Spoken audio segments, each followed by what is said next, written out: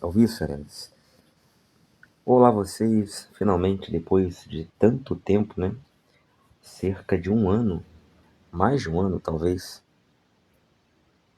sem gravar aqui no nosso canal a nossa série Êxodo, Frente e Verso. Nós paramos no capítulo 4 e aí, né, nosso canal anterior, Alvíceras, professor Alan Lemos, ele foi cancelado pelo YouTube, tivemos que refazer o canal. Estamos com muito menos seguidores, estamos reconstruindo, mas segue aquela máxima, né, que eu já coloquei no outro canal, vou colocar aqui também.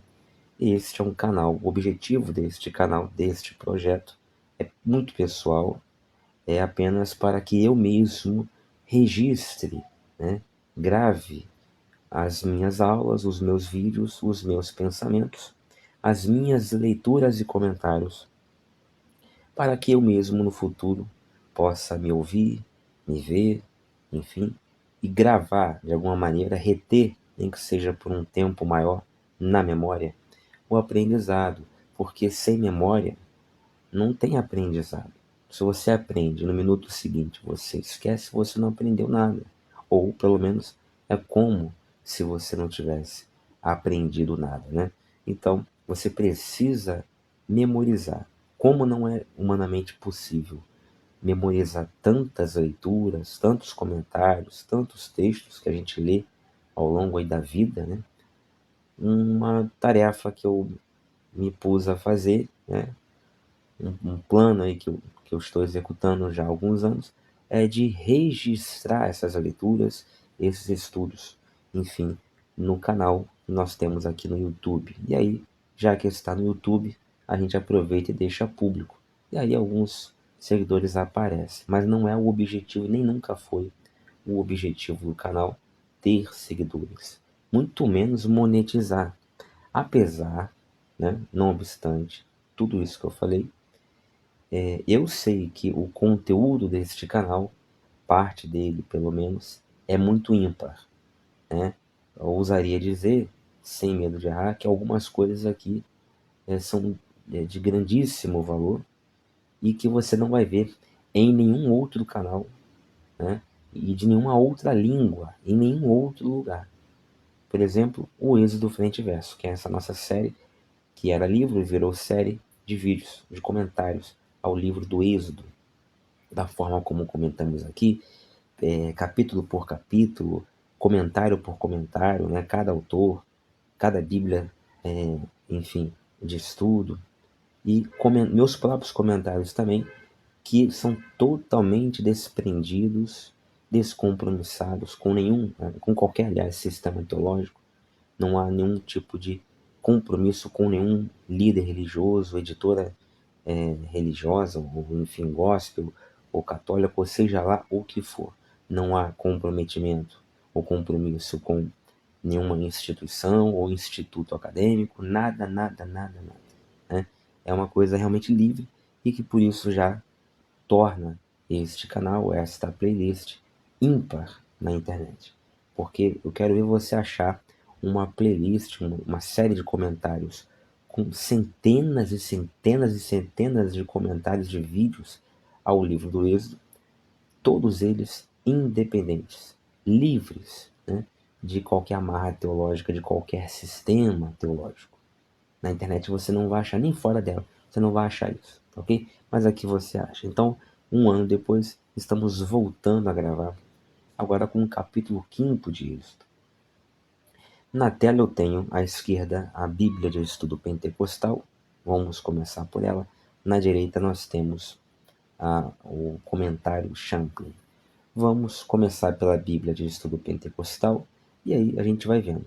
Se alongar muito, a gente para, né? E no próximo vídeo a gente volta com um Champlin. Senão a gente já faz, digamos assim, dois coelhos numa cajadada só, né? Ou seja, a gente já lê aqui e comenta tanto o texto da Bíblia de Estudo Pentecostal quanto o comentário de Russell Norman Champlin. Mas vamos começar pela Bíblia de Estudo Pentecostal. São 23 versículos que tem um capítulo 5º. Eu não vou ficar resumindo aqui o que a gente já viu nos capítulos anteriores. Tem muitos e muitos vídeos na nossa playlist aí, né? Exaustivos. Você já viu tudo isso. Já está careca de saber a história, né? Como se desenrolou até aqui. Mas aqui no capítulo 5 são 23 versículos. São 3 as perícopes aqui na Bíblia de estudo pentecostal. A primeira delas, Moisés e Arão falam a Faraó, vai do versículo 1º até o versículo 5º. Depois, Faraó aflige os israelitas, vai do versículo 6º até o versículo 19. E a última perícope, os israelitas queixam-se de Moisés e Arão, que vai do versículo 20 ao versículo 23. Né? Muito bem, vamos à leitura na íntegra. Versículo 1. E depois foram Moisés e Arão e disseram a Faraó: Assim diz o Senhor, Deus de Israel: Deixa ir o meu povo para que me celebre uma festa no deserto. Então aqui já tem primeiro comentário, uma primeira nota, né? Disseram a Faraó: Assim diz o Senhor, Deus de Israel. A narrativa do Êxodo é basicamente um conflito entre dois deuses, o Senhor e Faraó, uma vez que este último, segundo a religião do Egito, era considerado uma encarnação de Ra, o Deus Sol. Faraó questionava o poder do Deus de Israel, conforme a gente vê aqui no versículo 2. Afinal de contas, Faraó estava a escravizar Israel e, portanto, seria mais poderoso do que o Deus de Israel. As 10 pragas foram um método do Senhor demonstrar ao seu povo que ele era mais poderoso que todo ou qualquer deus egípcio. O Nilo, o Sol, a Rã, eram todos divindades egípcias e vão se transformar aqui na narrativa das pragas em pragas. Então os deuses egípcios vão ser rebaixados a pragas inimigas, todas elas obedecendo à ordem de Deus através do cajado de Arão, através da ordem de Moisés. E isso para envergonhar, não apenas castigar o povo, não apenas castigar Faraó, mas envergonhar os seus deuses. Bom, então, aqui uma observação, né, já trazendo o capítulo 4 aqui na memória, ele vai dizer aqui no versículo 1, né, para que me celebre uma festa no deserto. Veja, observação importante. Você deve estar lembrado que lá no capítulo 4, Deus ele fala para Moisés o que Moisés deveria dizer quando chegasse à frente de Faraó. E uma das coisas que Moisés deveria falar a Faraó, na hora de pedir a Faraó que deixasse o seu povo ir com ele ao deserto, era que Moisés, levaria o povo para fazer um holocausto, um sacrifício no deserto e depois voltaria. Ou seja, a desculpa, né, o pretexto, a mentira, vimos que essa é a palavra, digamos assim, mais bem colocada, verdadeira, ao mesmo tempo que desafiadora para o leitor que é religioso, mas é a verdade, né? Deus falou para Moisés mentir para Faraó, dizendo para Faraó que queria que a autorização ali para levar o seu povo até o deserto para fazer uma adoração, um sacrifício, e depois voltariam para o Egito. Isso é uma mentira, porque Deus, apesar de falar para Moisés dizer isso para Faraó, Deus disse a Moisés que, na verdade, eles iriam sair do Egito para nunca mais voltar. Ou seja, a fuga, a libertação. Então, Deus ele queria fazer uma coisa, promete a Moisés que vai fazer essa coisa, que é libertar o povo, é tirar o povo do Egito para entrar numa outra terra e não voltar ao Egito, mas ele também, ao mesmo tempo, paradoxalmente, fala para Moisés dizer a Faraó que eles voltariam sim, eles só queriam uma autorização de Faraó para levar o povo até o deserto, fazer um sacrifício e depois voltar para o Egito. Isso a gente viu no capítulo 4. Só que aqui no versículo 1, o que é dito, o que Moisés diz, Moisés e Arão dizem para Faraó, é que eles estão pedindo para Faraó para deixarem o povo deles irem para que celebrem uma festa no deserto. Então não é bem de acordo aqui com a tradução da Bíblia de Estudo Pentecostal, não é bem um sacrifício, né? Não é bem um holocausto, é uma festa no deserto. Então, pode ser que não tenha grande diferença, muito provavelmente o sacrifício e a festa acabam sendo a mesma coisa na prática, né? Ritualisticamente falando, acabam se aproximando, porque o sacrifício vira uma festa, a festa vira um sacrifício, e pode ser que dê na mesma.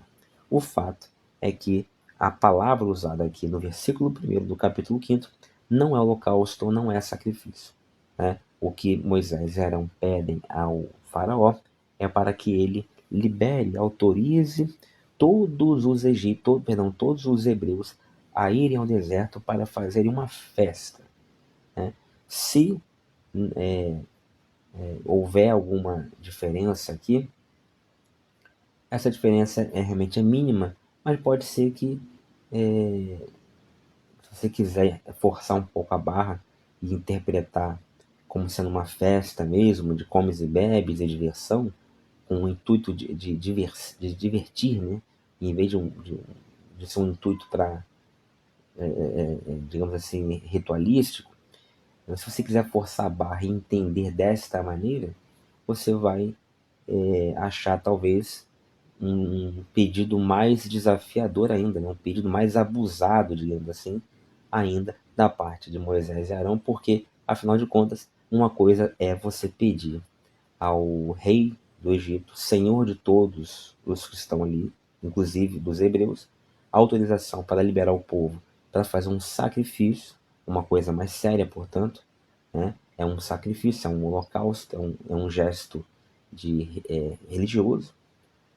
E outra coisa é você pedir autorização a esse rei para que ele deixe que você vá com todos os milhares de hebreus para o deserto para dar uma festa, ou seja, com intuito, perdão, meramente de divertimento. Né?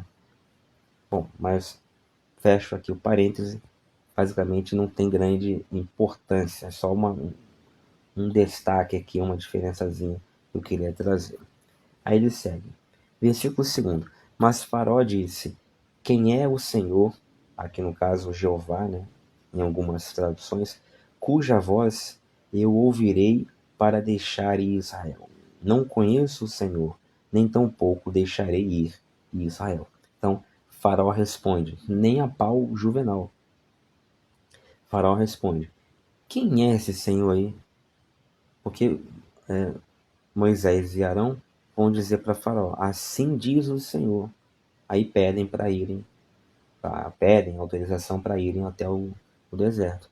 Aí o Faraó responde: Assim diz o Senhor, quem é o Senhor cuja voz eu ouvirei para deixar ir Israel?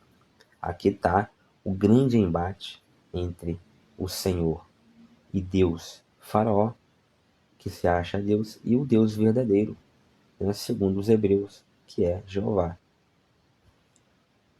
Versículo 3. E eles disseram: O Deus dos hebreus nos encontrou. Portanto, deixa-nos agora ir caminho de 3 dias ao deserto, para que ofereçamos sacrifícios ao Senhor, e ele não venha sobre nós com pestilência ou com espada. Então veja, aqui ele já volta a falar sobre oferecer sacrifício. Aí já combina com o capítulo 4, conforme eu já falei.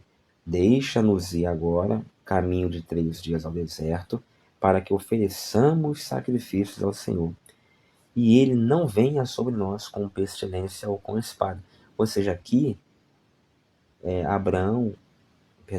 Arão e Moisés estão dizendo: olha, se você, Faraó, não nos deixar ir, nós todos vamos sofrer com pestilências, ou mesmo com a espada.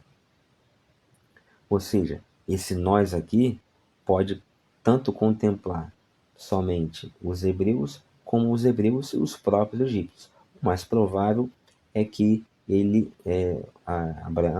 Arão, Moisés, estejam dizendo para Faraó: olha, se você não nos deixar sair caminho de 3 dias para fazer os sacrifícios, Deus, o Senhor, vai trazer a espada ou a pestilência a todos nós, ou seja, hebreus e egípcios.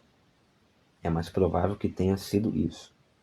Então disse-lhes o rei do Egito, Moisés e Arão: por que fazeis cessar o povo das suas obras? Ide a vossas cargas.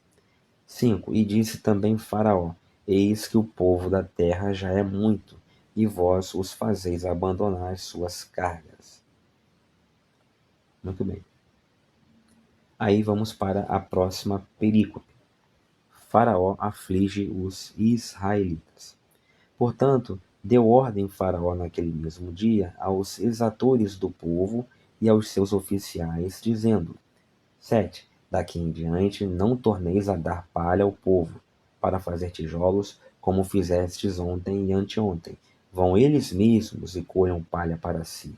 8. E lhes imporeis a conta dos tijolos que fizeram ontem e anteontem. Nada diminuireis dela, porque eles estão ociosos. Por isso clamam, dizendo: vamos, sacrifiquemos ao nosso Deus. Ou seja, o faraó está achando que o povo precisa de mais trabalho. Por não ter o trabalho suficiente, é que estão dizendo, que estão pedindo para sacrificar a Deus e sair do Egito, caminho de 3 dias, conversa fiada. Então o faraó está achando que tem que aumentar ainda mais a carga, né, dos servos hebreus. 9. Agrave-se o serviço sobre estes homens, para que se ocupem nele e não confiem em palavras de mentira. Ou seja, dê trabalho para eles, que aí eles não vão ter tempo nem de ficar ouvindo esses contadores de histórias, como Moisés e esse tal de Arão. 10. Então saíram os exatores do povo e seus oficiais, e falaram ao povo, dizendo: assim diz Faraó: eu não vos darei palha. Ide vós mesmos e tomai vós palha de onde a achardes, porque nada se diminuirá de vosso serviço. A palha aqui é dos ingredientes, né? Um dos materiais necessários na construção dos tijolos, né? De adobe. É palha com aquela massa, aquele barro. A palha dá essa fibra, essa liga no tijolo, na massa do tijolo. 12. Então o povo se espalhou por toda a terra do Egito a colher restolho em lugar de palha. 13. E os exatores os apertavam, dizendo: acabai vossa obra, a tarefa de cada dia, como quando havia palha. 14. E foram açoitados os oficiais dos filhos de Israel, que os exatores de Faraó tinham posto sobre eles, dizendo estes: por que não acabastes vossa tarefa ontem e hoje, fazendo tijolos como antes? Ou seja, aqui é o seguinte: os exatores egípcios, eles colocavam olheiros, né, uma espécie de senhores, né, supervisores hebreus, para vigiarem, tomarem conta, conduzirem o trabalho dos outros hebreus.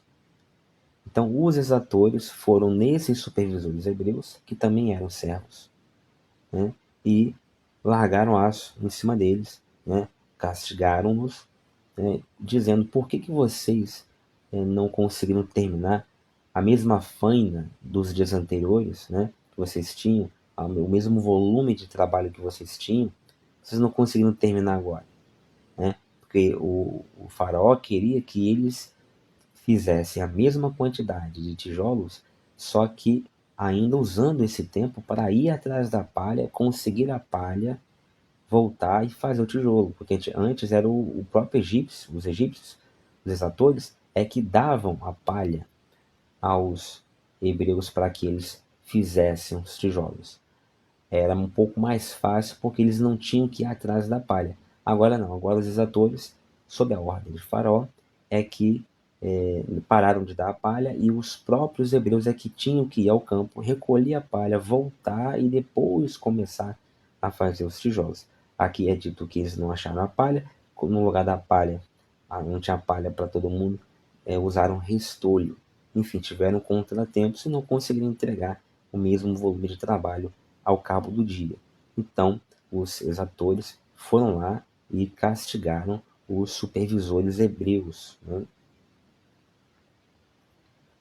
15. Pelo que se foram os oficiais dos filhos de Israel e clamaram a Faraó, dizendo: Por que fazes assim a teus servos? 16. Palha não se dá a teus servos, e nos dizem: Fazei tijolos, e eis que teus servos são açoitados, porém o teu povo tem a culpa. 17. Mas ele disse: vós sois ociosos, por isso dizeis: Vamos, sacrifiquemos ao Senhor. 18. E depois agora, trabalhai.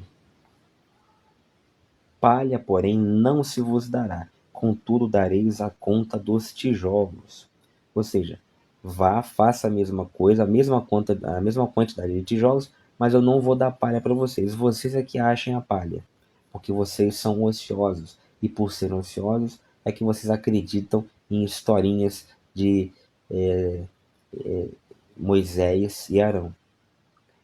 19. Então os oficiais dos filhos de Israel viram-se em aflição, porquanto se dizia: Nada diminuireis de vossos tijolos, da tarefa do dia no seu dia. Muito bem. Aí vem a última perícope. Os israelitas queixam-se de Moisés e Arão. 20. E encontraram a Moisés e Arão, que estavam defronte deles, quando saíram de Faraó. 21. E disseram-lhes: O Senhor atende sobre vós e julgue isso, porquanto fizestes o nosso cheiro repelente diante de Faraó e diante de seus servos, dando-lhes a espada nas mãos para nos matar. 22. Então tornou Moisés ao Senhor e disse: Senhor, por que fizeste mal a este povo? Por que me enviaste? 23. Porque desde que entrei a Faraó para falar em teu nome, ele maltratou a este povo e de nenhuma maneira livraste o teu povo. Esse finalzinho aqui do capítulo é interessante, é importante, por quê? Porque mais uma vez mostra o sujeito assim de pouquíssima fé que era Moisés. Não em todo o tempo. Em algum tempo ele tinha muita fé, né, segundo os relatos. Mas em alguns relatos ele tinha pouquíssima fé. Ora tinha muita, ora tinha pouca. Ora ele era fiel, ora ele era infiel. Porque, veja bem, o que aconteceu nos capítulos anteriores? Deus apareceu para Moisés numa epifania tremenda no meio da sarça ardente. Ele falou com Moisés. Moisés ouviu a voz de Deus. Depois ele pega, faz milagres na frente de Moisés, como aquele em que ele enfia a mão dentro da túnica, tira, ela está leprosa, volta a colocar ali dentro, tira, ela está sã. Ou então a água do rio que é transformada em sangue, né? Ou então o bastão lá de madeira, né, do cajado, que se torna numa serpente, depois ele bota a mão, ela volta a se tornar madeira. Milagres, assim, sem contar ainda o episódio da prepuciação, né, lá do seu filho lá, do Gerson, etc e tal. Quer dizer, uma série de coisas aconteceram miraculosas na frente de Moisés. Ele já tiveram a oportunidade de mostrar a sua cobardia, né? O seu medo, o seu cagaço de se desonerar de responsabilidades, de ficar fazendo pergunta para como quem tá tentando sair pela tangente e não assumir nenhuma responsabilidade de libertar o povo nem nada, tentar se eximir de responsabilidade. E aí a gente viu que isso não adiantou e ele acabou, então, no final das contas, topando, meio que a contrapelo de sua vontade, essa empresa de liderar e libertar o povo de Israel. E aí a gente está vendo isso começar a acontecer aqui, conforme havia combinado com Jeová. E ele vai então finalmente falar com o povo, né? Na presença de Arão, fala com Arão, depois fala com o povo e tal. O povo é cientificado por Arão e por Moisés de todo esse planejamento. O povo está ciente de que Deus existe, de que Deus está conduzindo as coisas através da mão de Moisés e de Arão. Então o povo sabe, inclusive, conforme Deus havia falado para Moisés, Moisés faz esses sinais que falamos agora há pouco na frente do povo, para o povo crer e saber que Deus é com ele, ou seja, o sinal do cajado que se transforma em serpente, da água que se transforma em sangue, da mão ressecada, né? Tudo isso Moisés ele faz na frente do povo para que o povo creia que Deus está fazendo milagres a partir dali, daquele momento no meio dele, para que o povo creia que Deus está usando Moisés.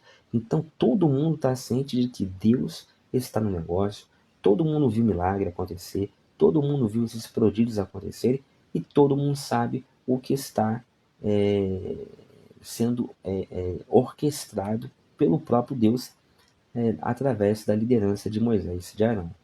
Ou seja, era para todo mundo já estar ciente, né, de que ter um pouco mais de paciência, de perseverança, de fé, e não, em vez de dar para trás, de esmorecer, né, na primeira dificuldade. E aí, o que acontece? Vem a primeira dificuldade e o povo todo treme na base, começa a reclamar, esquece de Deus, esquece dos milagres que viram, esquece de tudo. Ou seja, tanto Moisés como o povo, como todo mundo ali, a maioria pelo menos, tudo sem fé, tudo ingrato, tudo feito de geleia, né? Assim, muito complicado, povinho muito complicado esse, né? Povinho muito complicado esse. Mas, enfim, tá lá, né? E aí o versículo diz, né? O povo reclamando lá, por quanto fizestes o nosso cheiro repelente diante de Faraó. Pô, o povo está reclamando com Moisés e Arão que eles fizeram, ou colocaram Faraó contra eles, né? Aumentaram a ira de Faraó para com eles. Puxa, mas eles não sabiam que isso ia acontecer? Não foi o próprio Deus que dissera para Moisés: olha, você vai lá falar com Moisés, com o Faraó, e ele não vai aceitar, porque eu mesmo vou endurecer o coração dele, o que é um absurdo, né? Deus vai lá e fala para Moisés: ó, diga isso, peça a Faraó para ele liberar vocês para ir ao deserto. Mas olha, eu mesmo vou falar para o Faraó, eu vou endurecer o coração do Faraó e não vou permitir o Faraó autorizar vocês a saírem. Quer dizer, uma coisa de esquizofrênica. Já tratamos sobre isso aí nos últimos vídeos. Não tem como isso ter acontecido. Só que é uma invenção, uma ficção, é coisa do autor do texto, isso nunca aconteceu, né? E nem combina, nem tem uma coerência interna, não tem uma coerência lógica, e muito menos tem coerência com o Deus do Novo Testamento. Já falamos muito sobre esses grandes problemas, né? Essas grandes dificuldades textuais que o capítulo 4, o capítulo 3, o livro de Êxodo como um todo, possui. Não vamos voltar a falar sobre isso. Mas só para lembrar que todo mundo ali estava ciente que o próprio Deus já tinha falado que Moisés ia falar tudo aquilo que foi combinado para Faraó, ia fazer o pedido para tentar conseguir autorização para saírem para ir até o deserto, e todo mundo já estava ciente de antemão que Faraó iria negar, que Faraó não ia autorizar, porque isso até seria necessário para que as pragas viessem. Todo mundo já estava mais ou menos ciente disso aí. E mesmo assim, né, o povo vai lá, reclama, né? Ah, por que vocês foram falar com o Faraó agora? Tá vendo? Vocês aumentaram a raiva dele em relação a nós.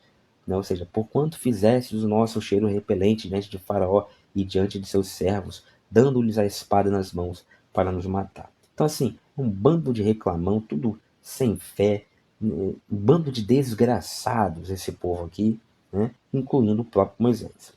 Aí no versículo 2: então tornou Moisés ao Senhor e disse. Aí olha a cara de pau, desgraçado. Senhor, por que fizeste mal a este povo? É, porra, o que eu vou dizer de um sujeito desse? O animal versículos atrás, no capítulo anterior, ele, o Deus, chegou para você e falou que você, na hora de ir lá e falar com o Faraó, você ia receber um não na cara. Ele já até te avisou que isso ia acontecer. Ele até já tinha te avisado que você, apesar de ir lá pedir, Faraó ia negar. Inclusive que ele mesmo, o próprio Deus, é que endureceu o coração de Faraó para que o Faraó negasse. Aí agora vem você como se não tivesse esquecido, né? Como se não tivesse ciente do que eu te falei. Vem você agora e fala: por que fizeste mal a este povo? Aí ele continua: por que me enviaste? Aí de novo isso. De novo essa pergunta: por que me enviaste? Pô, mas já não tinha sido respondida com amplíssima paciência da parte de Yahvé lá no capítulo anterior, que ele também tentou umas 3 ou 4 vezes sair pela tangente e chama outro aí, só faltou falar isso, né? Por que eu? E se não acreditarem? Aí de novo essa pergunta: por que me enviaste? Deus vai ter que de novo responder essa pergunta. Aí no versículo 23, o último: porque desde que entrei a Faraó para falar em teu nome, ele maltratou a este povo. Porra, mas Jeová já tinha falado isso, que isso ia acontecer. E de nenhuma maneira livraste o teu povo. Meu filho, não livraste agora, mas ele já falou para você que vai livrar mais à frente. Inclusive, já até falou para você, lembra no capítulo anterior, que já até marcou um encontro lá no Monte Sinai. E verás o meu sinal no Monte Sinai, que isso vai acontecer lá no capítulo 19, que é o fumegamento do monte. Quer dizer, já tem até um evento combinado, né? Marcado por Deus aí com o povo, seu povo recém-liberto, que vai acontecer lá no capítulo 19. Né? Quer dizer, então, é um sujeito realmente de pouquíssima fé, esse Moisés. Aí vai ter momentos em que ele vai ter fé, né? A gente vai ver isso ao longo dos capítulos. Mas aqui no início, principalmente no começo, aqui no chamado dele, aqui nas primeiras ações de líder dele, aqui dele, de Arão, eles são muito fracos, muito sem fé, muito fraco. O povo também, assim, totalmente indignos do que está acontecendo ali com eles, né? Que não está acontecendo com nenhum outro povo, né? É o Deus criador de tudo que faz milagres na frente de todo mundo, avisa o que está fazendo, avisa o que vai acontecer, avisa até quais serão as primeiras reações do inimigo. Mesmo assim, o povo, e aí quando tudo isso começa a acontecer ipsis literis, conforme Deus havia planejado, havia vaticinado, o povo, como se não soubesse de nada, vem murmurando para Deus, vem reclamando, fazendo perguntas. Quer dizer, realmente é difícil. E de nenhuma maneira livraste o teu povo. O cumprimento da promessa divina da libertação de Israel parecia mais incerta agora do que nunca, pois a situação piorava em vez de melhorar. 1. Através dessas circunstâncias desanimadoras, Deus queria ensinar ao povo que a sua libertação e a demonstração do seu poder miraculoso são muitas vezes precedidas de condições adversas e de grandes dificuldades que extinguem quase toda esperança. 2. Nesses tempos de frustração, o crente deve continuar a andar pela fé em Deus e pela sua palavra, e confiar que Deus executará a sua vontade no seu tempo próprio. Muito bem. Essa aí é a lição pastoral da passagem. Bem, pessoal, então é isso. Vamos terminar por aqui. Estamos aí com 34 minutos. No próximo vídeo a gente vai voltar com um comentário de Champlin. Eu espero que tenham gostado. Até o próximo vídeo, se Deus quiser.